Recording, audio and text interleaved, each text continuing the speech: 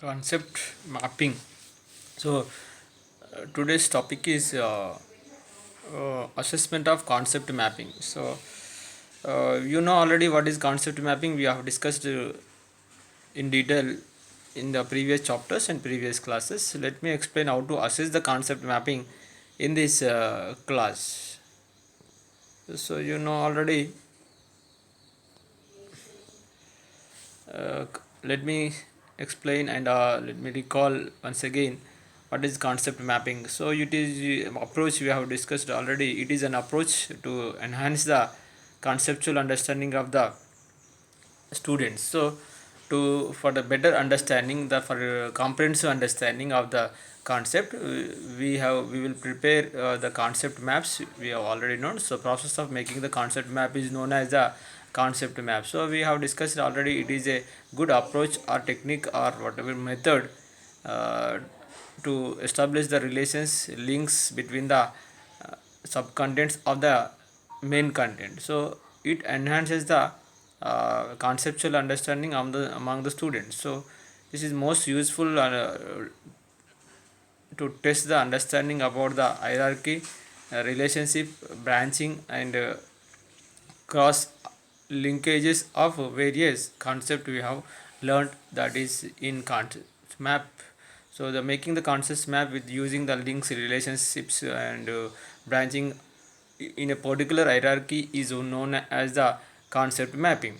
So then after uh, how it is useful, that means that it is very useful to test the conceptual understanding of a particular concept which is written in the form of hierarchy, and it helps the students to enhance their conceptual understanding. So here there will be the teacher gives how to assess the concept map is important here in our topic. So here we will give some incomplete concept map. The student has to complete it using the proper hierarchy, linkages, and relationships which are uh, related to the concept using the concept map. So by this we can assess the understanding level of the students of the concept map. This is the way we have to see. There is we have discussed already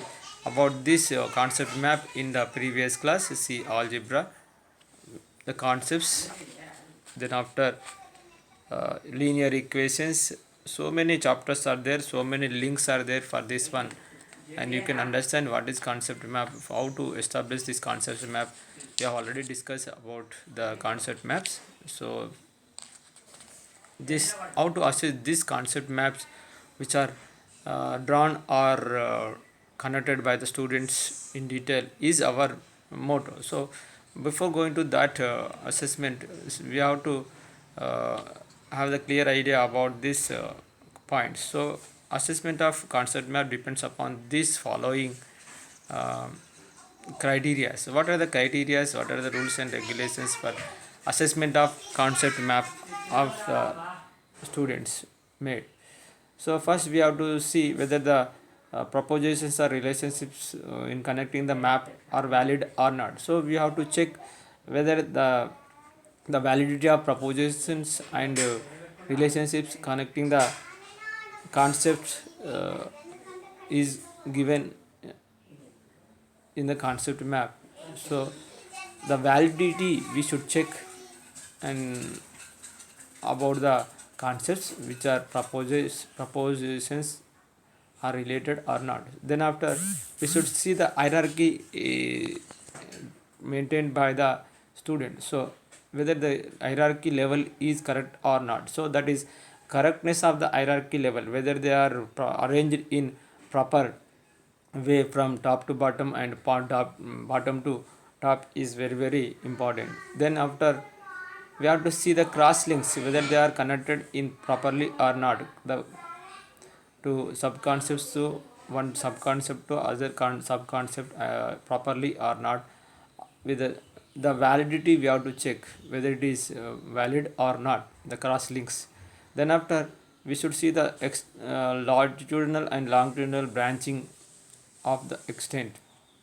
So how far they have enlarged, in what way they have enlarged, at what extent they have enlarged the branching of the subconcepts of the given concept. For concept mapping is we have to assess. Then after, appropriateness of general and specific example, are the following, are they given the some examples. Generally they give some examples for making the concept map, whether they used it appropriately or not for this concept map provided by the teacher to make it a perfect concept map is very important. So these five criteria, the five criteria we have to check for uh, the assessment of concept map. So based on these five criteria we have to give the score to the students regarding the preparation of concept map. So the assessment of concept map depends upon the five criteria